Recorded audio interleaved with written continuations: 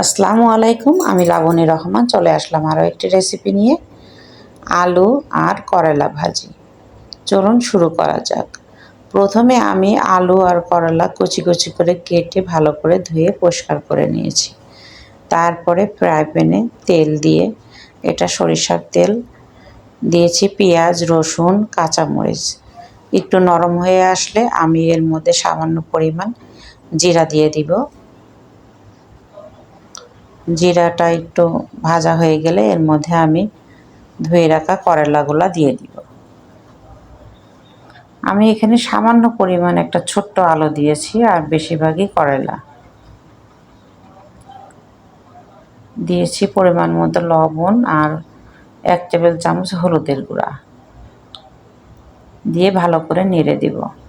করলা অনেক ভালো খাবার, অনেকের যাদের ডায়াবেটিস আছে তারা যদি মাঝে সাঝে করলা ভাজি বা চচ্চড়ি করে খায়, খেলে তাদের ডায়াবেটিস নিয়ন্ত্রণে আসে।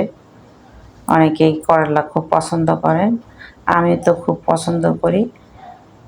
করলা ভাজি আমার খেতে খুব ভালো লাগে।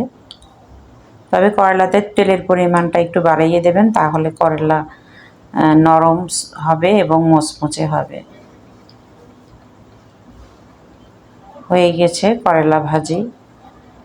গরম গরম ভাতের সাথে করলা ভাজি পরিবেশন করুন, খেতেও অনেক সুস্বাদু।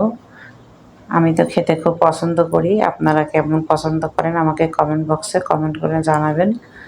আমার ভিডিওটা যদি আপনাদের ভালো লেগে থাকে তাহলে like, comment, share and subscribe করে দিবেন। ভালো থাকুন, সুস্থ থাকুন। আল্লাহ হাফেজ। Thanks for watching.